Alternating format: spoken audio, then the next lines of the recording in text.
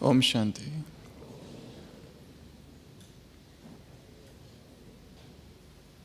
बहुत समय पहले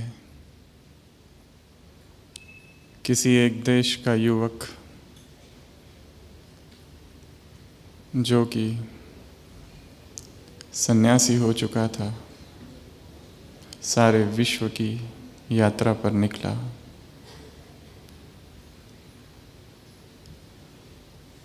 सारे विश्व में, गांवों में, राजधानियों में, शहरों में, हर स्थान पर घूमा। जब निकला था तब युवा था और अब बूढ़ा हो चुका था।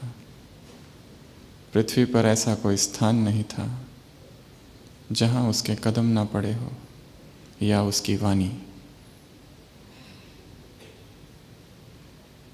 और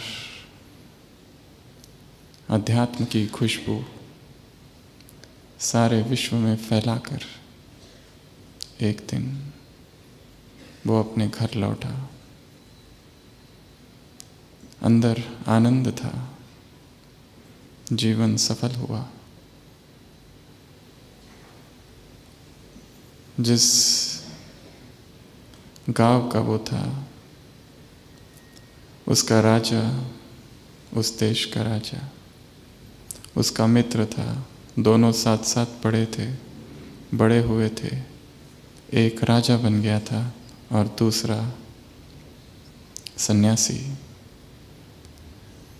तो राजा को बहुत खुशी हुई कि मेरा मित्र इतनी कीर्ति, ऐसी उपलब्धियां कर कर वापस अपने देश आया है।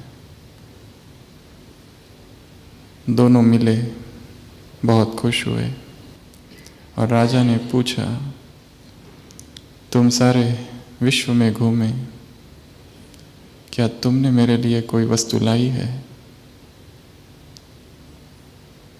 तो उस वृद्ध सन्यासी ने कहा, मैंने बहुत सोचा कि आपके लिए क्या लाऊं, तुम्हारे लिए क्या लाऊं, क्योंकि जब भी सोचता और जिस भी वस्तु के बारे में सोचता तो तुरंत विचार आता कि तुम्हारे पास तो ये वस्तु होगी, क्योंकि तुम तो सम्राट हो चुके। बहुत सोच विचार करने के बाद परंतु मैं एक ऐसी वस्तु लाया हूँ जो मैं एकांत में तुम्हें दूंगा। ये मेरी तरफ से तुम्हें सौगात होगी। राजा उत्सुक हो जाता है, ऐसी वो कौन सी वस्तु है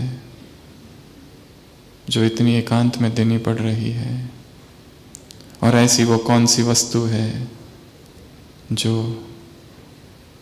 राजा के पास नहीं है और ये मित्र लाया है। तो वो अंदर ले जाता है और अपनी झोली से, उस फटी हुई झोली से एक छोटी सी वस्तु निकालता है और उस राजा को देता है। राजा उस वस्तु को उलट पुलट करके देखता है। वस्तु बहुत ही साधारण थी। वो एक आईना था। राजा उस आईना को देखता है और पूछता है, ये क्या है? वो वृद्ध सन्यासी कहता है, ये एक आईना है। कहने में तो ये बहुत सस्ता है, पाई पैसे का है, परंतु ये आईना मैं तुम्हारे लिए इसलिए लाया हूँ कि इस आईना में तुम देख सको, अपने आप को देख सको, क्योंकि संसार में ऐसे बहुत कम लोग हैं जो अपने आप को देख सकते हैं। ऐसा आईना संसार की आत्माओं के पास बहुत कम है जिसमें वो अपने आप को देखे, अपने जीवन को देखे, अपनी सफलताओं को और विफलताओं को देखे, अपनी भावनाओं को देखे, अपने विचारों को देखे, अपने लक्ष्य को देखे, क्या खोया क्या पाया ये देखे।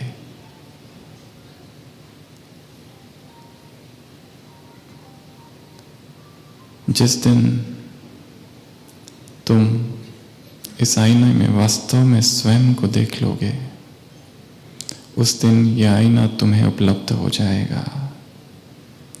है ये साधारण आईना, परंतु जब तुम इस आईना में देखोगे, तुम्हें मैं याद आऊँगा और ये भेंट याद आएगी, और ये याद आएगा कि ये आईना मैंने तुम्हें क्यों दिया। ये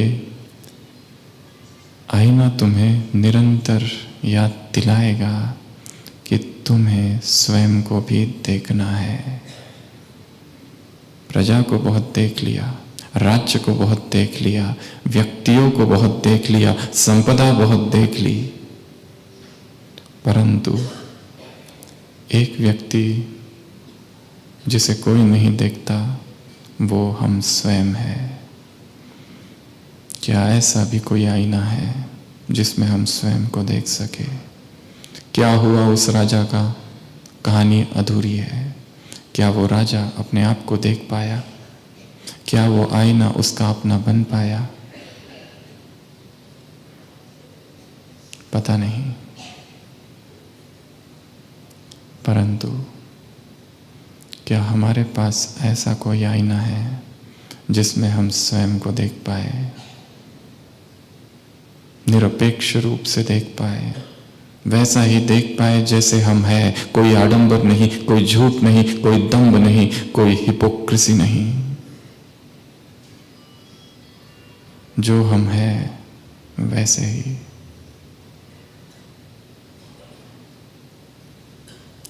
हर एक को ऐसे आईने की तलाश है, और भगवान ने आकर हमें ऐसा आईना दिया है। वो आईना हमारे पास है, परंतु संभवतः हम भूल चुके हैं। बौद्ध धर्म में एक दूसरी ही ऐसी एक कहानी है। अन्यदंता नाम की एक बौद्ध भिक्षुनी, जो बहुत प्रतिभाशाली है, उसे एक दिन ऐसा भ्रम हो जाता है, या वो ऐसा देखती है कि कहानी में बताया गया कि जब भी वो आईना देखती है तो उसे लगता है मेरा सिर उस आईने में है ही नहीं, और विक्षिप्त हो जाती है, पागल हो जाती है। जब जब आईना देखती है उसे ऐसा ही आभास होता है कि मेरा सिर ही नहीं है। सबसे जाकर कहती है कि मेरा सिर कहाँ गया? सब उसे बहुत समझाते, ये रहा तुम्हारा सिर है, परंतु वो मानने को तैयार नहीं।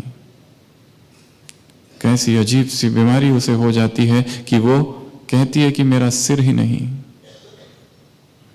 पागल हो जाती है, पागलपन जैसा व्यवहार करती है। परंतु दूसरे रहने वाले आश्रम में, उस विहार में, उसे समझाने के बावजूद भी वो जब नहीं सुनती तो एक दिन उसे एक कुर्सी से बांध दिया जाता है, ताकि वो कुछ अपना ही नुकसान न कर दे। उसे फिर समझाया जाता है कि ये रहा तुम्हारा सिर, परंतु वो नहीं मानती। और तब एक भिक्षु एक लकड़ी लेता है और जोर से उसके सिर पर मारता है, और तब वो चिल्लाती है, आह। वो भिक्षु कहता है, ये रहा तुम्हारा सिर। एक ऐसे आघात की आवश्यकता है जो हमें बता दे कुछ खोया ही नहीं था, वो हमारे पास ही है, परंतु विस्मृत हो गया है, परंतु भ्रम हो गया है कि हमारे पास नहीं है, और उसे ही ढूंढ रहे हैं जो हमारा वास्तविक स्वरूप है। एक ऐसा जबरदस्त आघात चाहिए, एक ऐसा झटका जहां चेतना जाग जाए। ज्ञान ऐसा कोई नहीं जिसके पास नहीं। ज्ञान की ऐसी कोई पॉइंट नहीं, कोई बात नहीं जो कोई जानता ना हो। जिसने भगवान को जाना, जो भगवान का बना, जो उसकी श्रीमत पर चल रहा है, जिसने अपने आप को ब्राह्मण कहा, ब्रह्मा कुमार, ब्रह्मा कुमारी कहा, ज्ञान सबके पास है, परंतु धूल है विचारों की। जो आईने पर जम जाती है और फिर हम देख नहीं पाते, समझ नहीं पाते, और फिर गलतियां होती है, विकर्म होते हैं, पाप होते हैं। अव्यक्त महावाक्य है बाबा के कि तुम्हें द्वापर से किए हुए पापों को भस्म करने में इतना पुरुषार्थ नहीं करना पड़ता जितना ब्राह्मण बनने के बाद किए हुए पाप, विकर्म, श्रीमत का उल्लंघन। इस ब्राह्मण जीवन में जो पाप हुए हैं, वहां एक का एक था अज्ञान में, यहां एक का 100 है।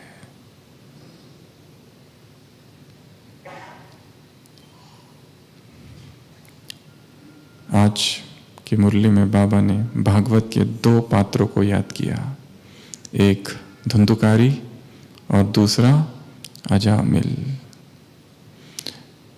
अजामिल की जीवन यात्रा शायद कुछ ब्राह्मणों की जीवन यात्रा है।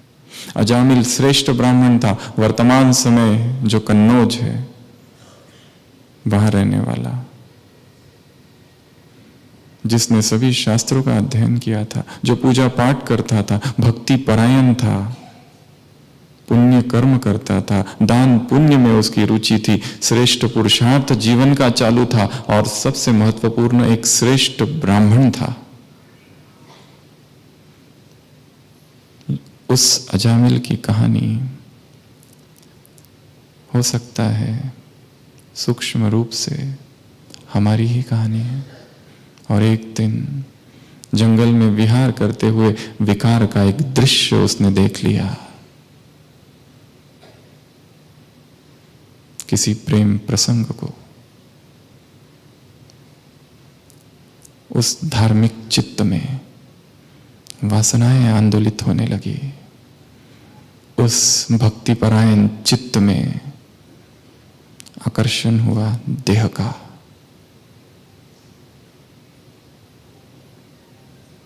अब तक का जीवन श्रेष्ठ था, महान था, पर कुछ देख लिया और देखते हुए स्वयं को समझाया कि नहीं देखना है, परंतु रोक नहीं पाया क्योंकि मीडिया, इंटरनेट प्रभावशाली है। मन मानता है कि इधर नहीं इधर, परंतु आत्मा परवश हो जाती है, विकारों के चंगुल में फंस जाती है। आज सुबह एक मुरली में महावाक्य है, भूतों को पूर्ण वश में करो। पूर्ण शब्द जोड़ा है बाबा ने। वह अजामिल बेचैन हो जाता है, विकारों की आग लगती है, आगे विक्षागमन, और फिर उस आत्मा की इच्छा पूर्ति के लिए पाप कर्म में प्रवृत्त होता है। वो सब कुछ छोड़ने लगता है जो पहले करता था, वह ज्ञान का चिंतन, वो शास्त्रों का अध्ययन, वो दान पुण्य, और एक विकारी आत्मा बन जाती है वो आत्मा अजामिल। दिखाया है 9 पुत्र होते हैं उसको, उस वेश्या से। घर में पत्नी है और पत्नी गर्भवती होती है, और अचानक एक दिन साधु संतों का आगमन घर में हो जाता है। एक अवसर फिर महान जीवन से कनिष्ठ जीवन में आ गया, परंतु नियति ने फिर एक अवसर दिया। महान आत्माओं का संग, महान आत्माओं का सत्संग, महान आत्माओं की वाणी, श्रेष्ठ पुरुषार्थी आत्माओं का संग, बाल ब्रह्मचारी आत्माओं का संग। संतों का उसके घर पर आना। तब अजामिल घर नहीं रहता है, उसकी पत्नी स्वागत करती है, भोजन खिलाती है, वो प्रसन्न होते हैं, और उन्हें समझ में आता है कि यहाँ का जो ब्राह्मण था शायद बहुत श्रेष्ठ था, परंतु अब गिर गया है, नियम और मर्यादा और धारणाओं से गिर जाना अर्थात पतित बनना। सूक्ष्म मर्यादाओं का बार बार उल्लंघन करना अर्थात पतित बनना। वो उसे एक राय देते हैं कि यदि तुम्हारा बेटा जन्म लिया, उसका नाम नारायण रखना। ब्रह्मा बाप के जीवन में भी यही कहानी है। भक्ति काल में किसी गुरु ने कहा था अपने बेटे का नाम नारायण रखना, और वैसे ही होता है। बेटा जन्म लेता है, अजामिल का मोह अपनी पत्नी की तरफ और अपने बेटे में बहुत ज्यादा हो जाता है, डूब जाता है, और फिर अंत समय आता है, पाप आत्मा का अंत समय। परसों मुरली थी, जैसे बाप की महिमा अपरंपार है, विकर्मों की दुर्दशा भी अपरंपार है। तड़पता है, पुकारता है, मरणासन्न है, और अपना बेटा याद आता है, नारायण नारायण नारायण। एक तरफ से विष्णु के पार्षद आते हैं, दूसरी तरफ से यमदूत। यमदूत लेने लगते हैं, परंतु विष्णु के पार्षद कहते हैं नहीं, क्योंकि इसने नारायण का नाम लिया इसलिए हम ले जाएंगे। और अंततोगत्वा वो विष्णु लोक में ही पहुंचता है, पाप करने के बावजूद, क्योंकि एक अवसर ऐसा दिखाया भागवत में उसको मिला कि उसने अंत समय चाहे गलती से ही सही नारायण का नाम लिया ना, इसलिए वो नरक में नहीं जाएगा। ऐसी ढेर सारी कहानियां शास्त्रों में भरी पड़ी है। आज सुबह की साकार मुरली, बाबा ने कहा जो श्रीमत पर नहीं चलते उन्हें अजामिल कहा जाएगा। अजामिल अर्थात वो नहीं जो अज्ञानी है, अजामिल अर्थात वो जो यहां है और जो ज्ञान में है, और जो कभी तीव्र पुरुषार्थी थे, और जो कभी प्रभु प्रेम के रस में खो जाया करते थे, जो कभी एक दिन भी अमृत वेला मिस नहीं करते थे, जो कभी गॉडली बुलबुल थे, परंतु आज पता नहीं क्या हो गया, थकान सी आ गई है, मन की थकान, चेतना थक गई है। जो ऐसे श्रीमत से गिरे हैं, श्रीमत से इस तरह नीचे गिर जाना, श्रेष्ठ जीवन से इस तरह गिर जाना, अर्थात दंड जिनको मिला है, कहीं वो मैं तो नहीं। मुरली में एक जगह और एक वाक्य आया है, अपने दिल दर्पण में अपनी चाल को देखो। क्या करो? अपने दिल दर्पण में अपनी चाल को देखो। कहाँ पहुंचा हूं? क्या वही हूं जहां होना चाहिए था, या बिछड़ गया हूं, खो गया हूं? क्या उमंगे थी जब आया था, कितना महान योगी बनना था, परंतु योग भ्रष्ट तो नहीं हो गया।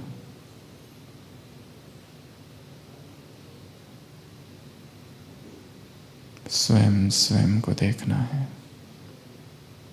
बाबा ने हमें बहुत सारे दर्पण दिए हैं। पहला दर्पण है ज्ञान का दर्पण, दूसरा दर्पण है ब्रह्मा बाप के जीवन का दर्पण, तीसरा दर्पण है हमारा अपना देवी देवता स्वरूप, उसमें देखो, चौथा दर्पण हमारा अपना संपूर्ण फरिश्ता स्वरूप, पांचवा दर्पण कर्म, छठवां दर्पण अंतर मन, सातवां दर्पण समय, और आठवां दर्पण हमारा चेहरा। बार बार इन दर्पणों में देखना है, कहाँ हूं। अव्यक्त महावाक्य है बाबा के, समय तुम्हारी रचना है, तुम रचता हो। समय आगे भाग रहा है, तुम पीछे हो, और समय पीछे मुड़ मुड़ कर देखता है और कहता है, हे मेरे मालिको, कहां तक पहुंचे हो। और हम पीछे। तो जब आत्मा श्रीमत का उल्लंघन करती है, जब नियमों को तोड़ती है, इसलिए नहीं कि जानती नहीं, परंतु इसलिए क्योंकि इस समय परवश है, क्योंकि इस समय विस्मृत है, क्योंकि इस समय पाप के अधीन है, क्योंकि इस समय वह पुरुषार्थ नहीं रहा। तो ऐसी अजामिल आत्मा के दिल दर्पण में कौन से दोष है, क्या उस दर्पण में दिखता है, उसकी हम थोड़ी सी बातें करेंगे। ये दर्पण दिल का है। इस दर्पण के 7 दोष। किसी एक अव्यक्त मुरली में बाबा ने 5 प्रकार के ड्रेस गिनाए थे। 9 जनवरी 1980। इस अव्यक्त मुरली में बाबा ने 5 प्रकार के ड्रेस गिनाए थे, जो तुम्हें कभी नहीं पहनने हैं, जिनका तुम्हें त्याग करना है। पहला ड्रेस मिट्टी का ड्रेस, अर्थात देहभान का ड्रेस।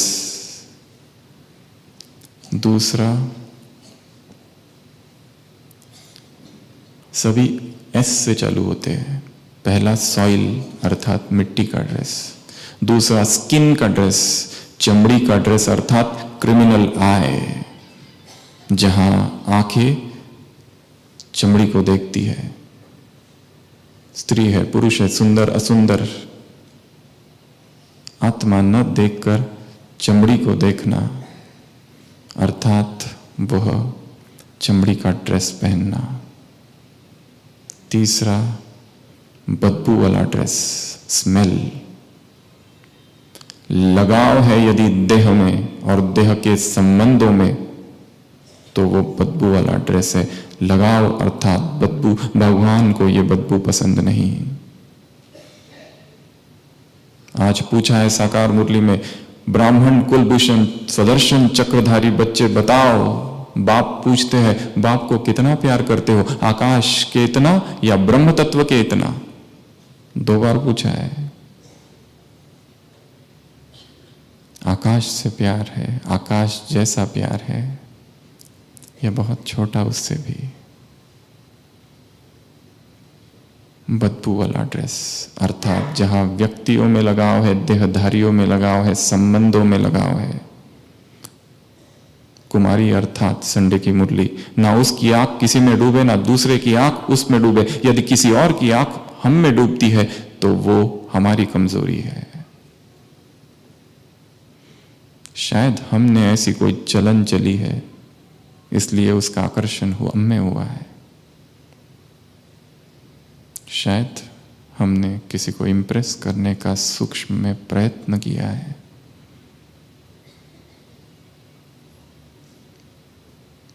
चौथी ड्रेस है दाग वाली ड्रेस। अवगुण देखने की वृत्ति, बार बार अवगुण देखते देखते अवगुण रूपी दाग आत्मा में फंस गए, समा गए। और 5वीं ड्रेस है सबसे खतरनाक। कोई बता सकेगा कौन सी है? खून के दाग, रक्त रंजित, ब्लड स्टेन्ड। एक है बैड स्टेन्ड दाग वाली, एक है रक्त रंजित।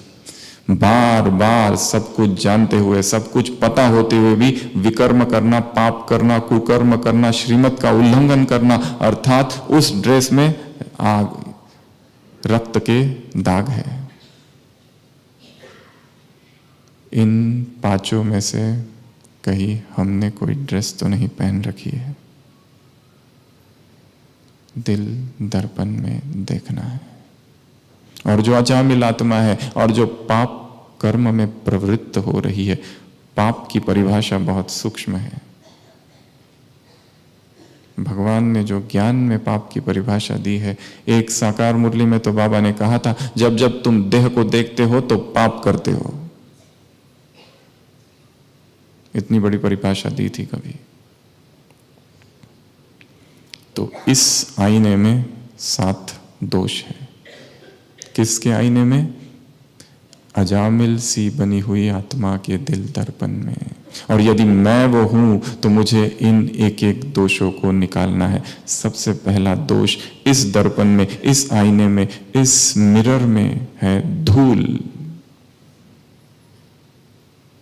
जो अजामिल होगा उसके दिल दर्पण में धूल जमेगी। धूल है विकारों की धूल। स्थूल तो छोड़ दिया, काम क्रोध लोभ मोह। आज कहा था, क्रोध छोड़ दिया, प्रतिज्ञा करते पर 5 मिनट के बाद फिर क्रोध करते हैं। क्रोध के अंश, काम का अंश, लोभ का अंश, सूक्ष्म में लोभ।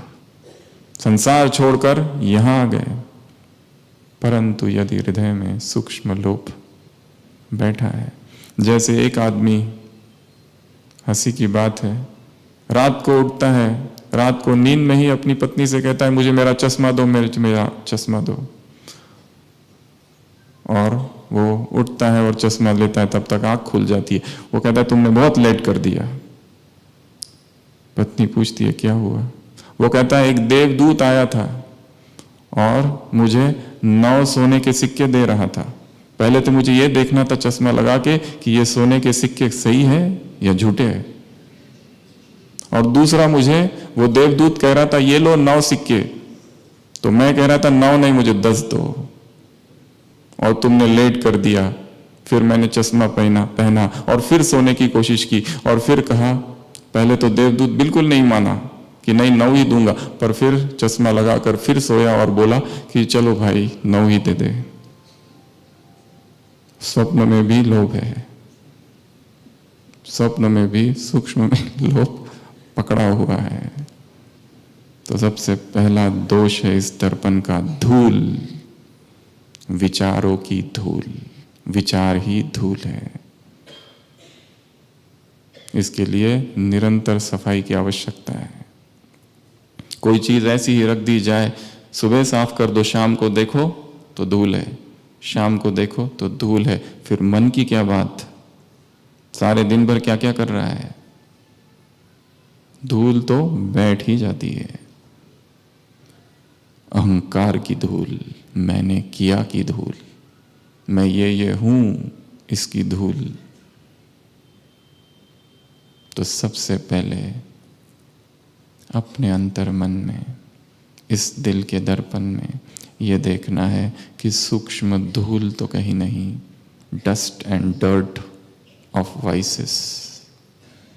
और यदि है तो मिटाओ, बार बार मिटाओ।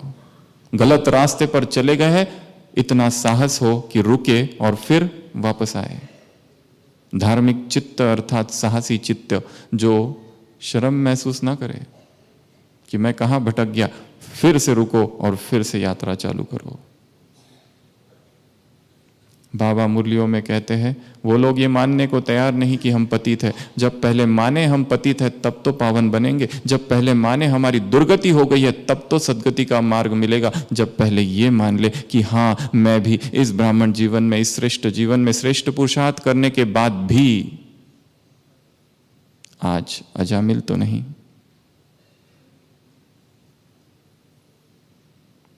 कितनी धूल जमी है, कुछ भी दिखाई नहीं देता इस आईने में। कैसे देखूं स्वयं को? इस धूल को ठीक करना है, साफ करना है। तो पहला है धूल, दूसरा है दाग। अवगुणों के दाग इस आईने पर है। जैसे उस आईने पर टूथपेस्ट अलग अलग दाग आ जाते हैं, क्रीम या और कोई, उसी तरह इस दिल के दर्पण में अवगुणों के दाग, अवगुण देखते देखते देखते देखते कब अंदर चले गए और कब धारणा होगी पता ही नहीं चला। इसके लिए कितनी आवश्यकता है खुद के दिल दर्पण को देखना, खुद की सफाई निरंतर चालू रखना। जब भी कोई कहे कि मेरा दर्पण बहुत स्वच्छ है, उसी समय दर्पण में धूल आ गई, दाग लग गया। इस दाग को मिटाना। और कोई कोई दाग बहुत गहरे हैं, इतने गहरे हैं। आज सुबह की मुरली असली जन्म जन्मांतर की आदतें हैं, टाइम तो लगेगा। असली जन्म जन्मांतर की आदतें हैं, टाइम तो लगेगा मिटाने को। परंतु पहले ये तो पता चल जाए कि दाग है। हम यदि न माने कि दाग तो है ही नहीं तो मिटेगा भी नहीं। कोई रोगी ये कहे मैं बीमार हूं ही नहीं, तो कैसे उसे जबरदस्ती ठीक किया जाए। कोई लेटा हुआ है, सोया हुआ है, उसे जगाया जा सकता है, परंतु जो सोने का ढोंग कर रहा है उसे कैसे जगाए? क्या उसे जगा सकते हैं? जो सोया नहीं है परंतु ढोंग कर रहा है। स्वयं स्वयं को नहीं छलना है। आत्मवंचना, सेल्फ डिसेप्शन। तो दूसरा है धूल, अवगुण देखते देखते देखते देखते कब प्रवेश कर गए, वर्णन करते करते करते कब प्रवेश कर गए पता ही नहीं चला। परंतु हम तो उनके बारे में कह रहे थे, हम तो ऐसे नहीं है।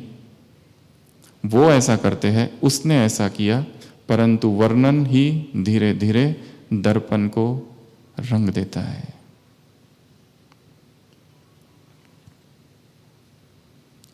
तीसरा है फागी।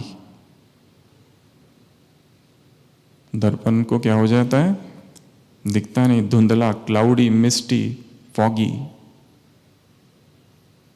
आलस और अलबेलेपन की फागी। जब जब श्रीमत का उल्लंघन होगा और आत्मा अजामिल बनेगी, तब तब फागी लगेगी। दर्पण में कुछ भी नहीं दिखाई देगा, आलस्य आएगा।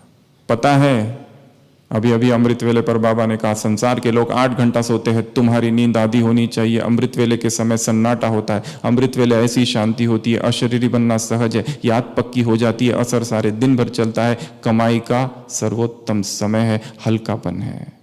जैसे संसार मड़ा पड़ा है, मूल वतन है। सुनी ना, अभी अभी मुरली थी, कल ही थी। परंतु आलस घेरे हुए, आलस की फागी।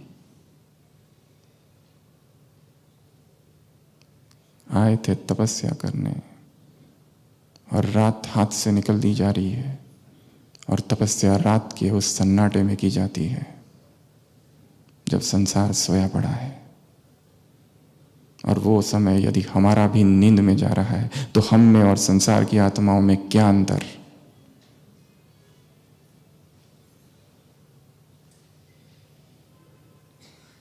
इस फागी को मिटाना है। आग लानी है, आग, गर्मी पुरुषार्थ की, वैराग की, तप की, संन्यास की, त्याग की। चौथा है खरोच। आईने पर खरोच पड़ जाती है कभी कभी। जो अजामिल आत्मा होगी, उस आईने पर उसके हृदय में दुख की खरोचे होगी। किसी ने कुछ कहा दुखी, किसी कुछ हुआ उदास, इतनी सारी खरोचे आईने में। और ऐसी खरोच वाला आईना, ऐसा स्क्रैचेस वाला आईना कैसे हम देख पाएंगे उसमें? बात बात पर दुखी, बात बात पर आंखों से आंसू।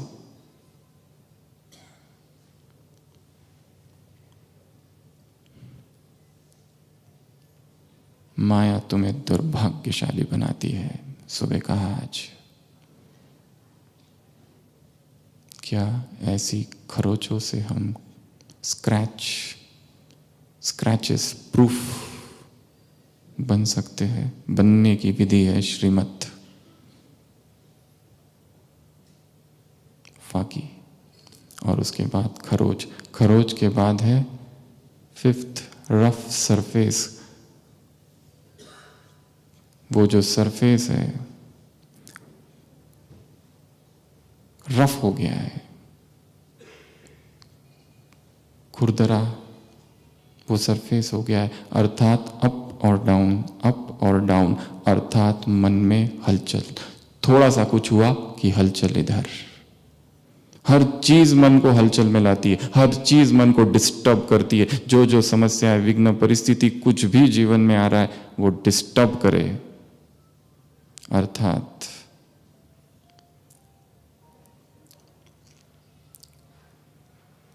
वो रफ सरफेस हो गया है आईना। और ऐसे रफ सरफेस वाले आईने में हम नहीं देख पाएंगे। आज के वरदान में कहा है प्रकृति जीत आत्मा जहां कदम रखेगी, जहां तुम्हारा स्थान होगा नुकसान नहीं होगा, उधर सूली इधर कांटा होगा। हिलेंगे नहीं, धरती हिलेगी, तूफान आएंगे, परंतु इधर कांटा होगा केवल, उधर सूली। ये अवस्था नहीं रहेगी अचल अडोल वाली। हिलेगी, चीजें हिलाएगी, बार बार हिलाएगी। क्यों हिला रही है? क्योंकि आत्मा अंदर से श्रीमत से जुड़ी नहीं है। भगवान का तलाक दे दिया है उसी के घर में रहकर। कहा ना सुबह, मैं साजन, मुझे डिवोर्स, मैं तुम्हें शोक वाटिका में ले जाने आया हूं। बाप क्या करे, पर ट्रेटर बन पड़ते हैं। एक ट्रेटर वो है जो यहां से चले गए, एक वो है जो उसी के घर में है, परंतु उसके श्रीमत को न मानना ही ट्रेटर बनना है। उसे मन ही मन फारकती दे देना ही ट्रेटर बनना है। अमृत वेले स्वयं को ईश्वरीय प्रेम और शक्तियों से न भरना ही ट्रेटर बनना है। मुरली का रस ना लेना, मुरली का रस खत्म हो जाना, रग रग में मुरली न समाना ही ट्रेटर बनना है।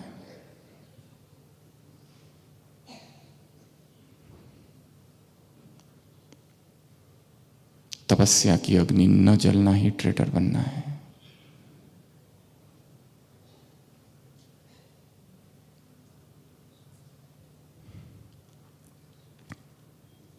ऐसा रफ सरफेस यदि मेरा हो गया है तो उसे ठीक करना पड़ेगा।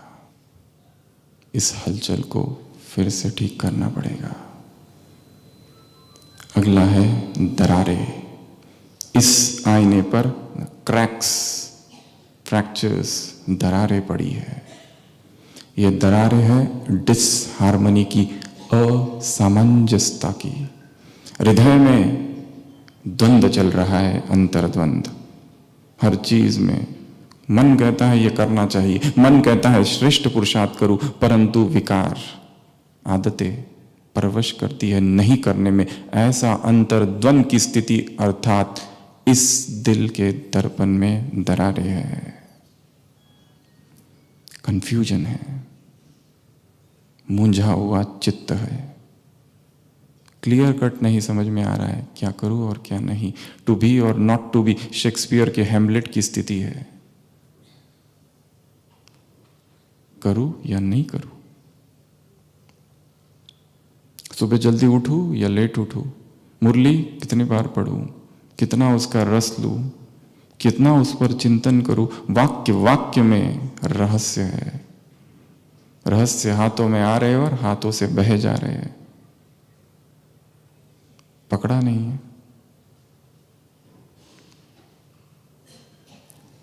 एक साधुओं का सम्मेलन होता है जिसमें बहुत बड़े बड़े योगी पुरुष और प्रवचन करने वाले वक्ता आते हैं।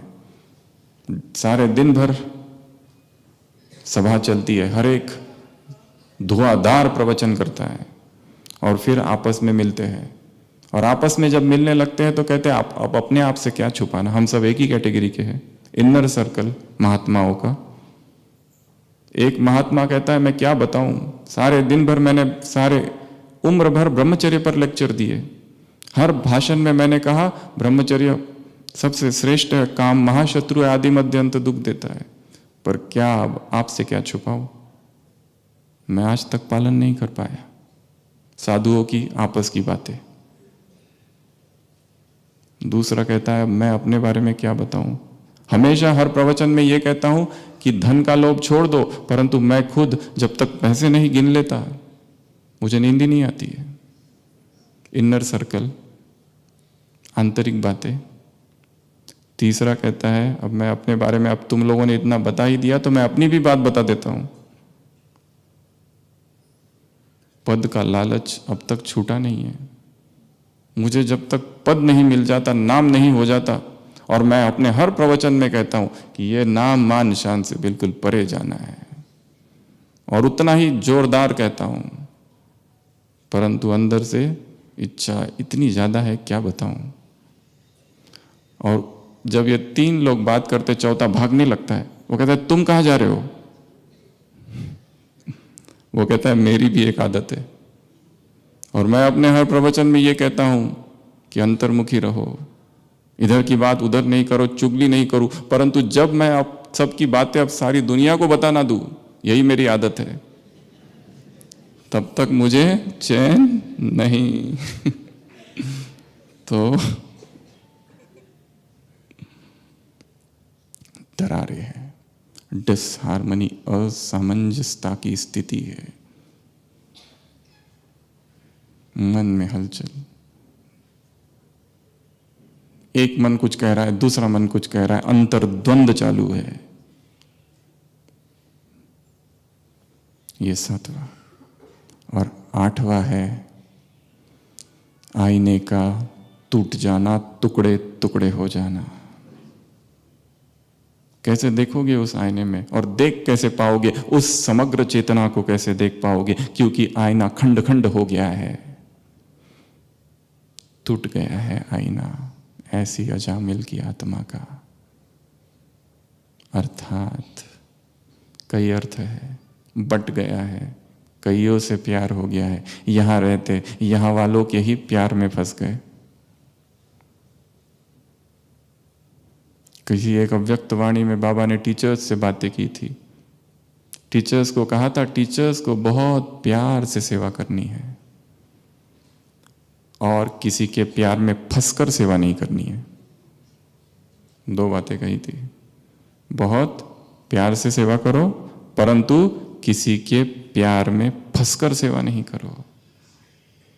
तो जहां दिल के टुकड़े हुए 1000, इधर उधर उधर। अव्यक्त महावाक्य है, बाबा से डबल विदेशियों से मुलाकात। पहले तुम्हारे दिल के टुकड़े 1000 हुए थे, बाप ने आके सारे टुकड़े जोड़े हैं, इसलिए अब तुम्हारा केवल एक बाप से प्यार है। इसलिए विदेशी उस सभा में हार्ट शेप का कुछ बनाकर हिला रहे थे, बाबा को दिखा रहे थे, जिसमें लिखा था मेरा बाबा। तब बाबा ने ये वाक्य कहे थे।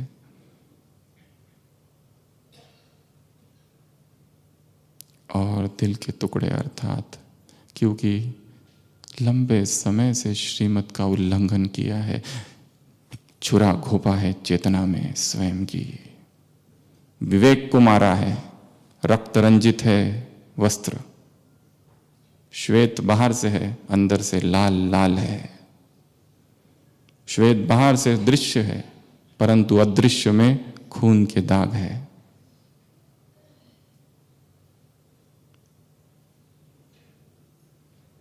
इसलिए उदासी जी छा गई है। भगवान मिला परंतु पता नहीं, न मालूम क्यों मन उदास ही रहता है।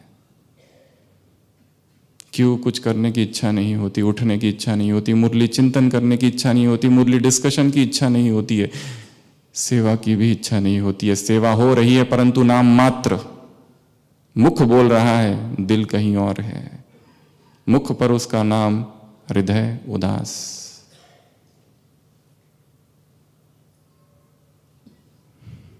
टुकड़े टुकड़े हो गए, उदासी छा गई, डिप्रेशन, फ्रस्ट्रेशन, नींद नहीं, रात रात गुजरती है। ऐसे ही करवटों में क्यों ये स्थिति? सूक्ष्म कारण है, कहीं ना कहीं श्रीमत का उल्लंघन हो रहा है। तो अजामिल के दिल दर्पण में ये 7 चीजें हैं। पहला, धूल, विकारों की धूल को साफ करना है। दूसरा, दाग, अवगुण भर गए हैं कहीं ना कहीं से, निकालने हैं। तीसरा, फागी, फिर से आलस आ गया है, कहां से आ गया पता नहीं, परंतु जो है उसी को आलस ही कहा जाएगा।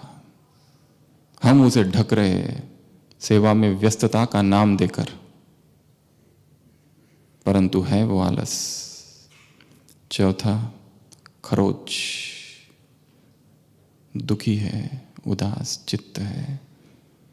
यदि ऐसा मन में दुख समाया है, दुख का कारण ढूंढो। दुखस्य कौन कारणम, क्या कारण है इस दुख का? सब कुछ मिलने के बाद भी दुखी है, क्यों? खुशी को नहीं छोड़ो, सेवा को छोड़ दो, भगवान के महावाक्य है। इतना महत्व है भगवान ने दिया खुशी को। अगला, खुरदरापन, रफ सरफेस हो गया, हलचल ही हलचल है। हलचल के जगत में भगवान ने पूछा है, तुम्हारा यादगार क्या है, अचल घर या चंचल घर? हाथ भी उठवाए थे किसी मुरली में, जिनका यादगार चंचल घर है वो हाथ खड़ा करो। जो हिलते रहते हैं, डोलते रहते हैं। हवा आई और डोलना चालू, परिस्थिति आई और डोलना चालू, किसी ने कुछ कहा, डोलना चालू, गलत व्यवहार किसी का, डोलना चालू। आंसू तो यहीं रखे, किसी को बटन दबाने की देरी है, बस बटन दबा और धाराएं चलती है।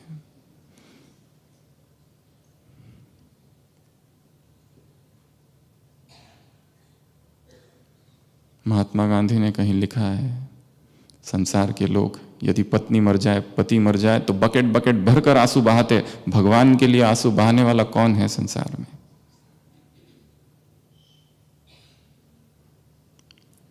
खुरदरापन। अगला है क्या? क्या? दरारें पड़ी है आईने में। जिस आईने में दरारें पड़े उसको रखा जाता है, अपशकुन माना जाता है, संसार में फेंक दिया जाता है। टूटा हुआ आईना, यहां जीवन ही टूट गया है, जीवन में दरारें हैं। एक मन ये कहता है, एक मन कुछ कहता है।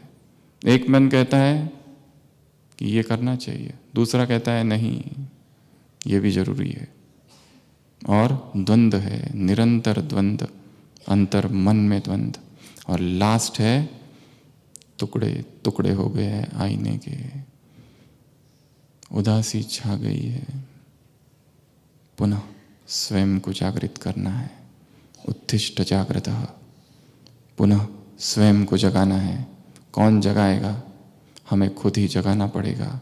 स्वयं का दीपक स्वयं बनना पड़ेगा। किसी को बैसाखी नहीं बनाना अपनी, कोई व्यक्ति, वस्तु, स्थान, समय कोई हमारा नहीं। हमारे केवल हम हैं और हमारे साथ वो है। कुमारों से मुलाकात, संडे की मुरली, यदि किसी की याद आ जाए, किसी संबंध की याद आ जाए तो उसी संबंध से बाप को याद करना। तो बीमारी की हालत में भी, सोए सोए भी ऐसा भोजन बनाएंगे जैसे कोई और आके बना के गया। ऐसे स्वयं को जगाना है। हे योगी आत्मा जागो। ओम शांति।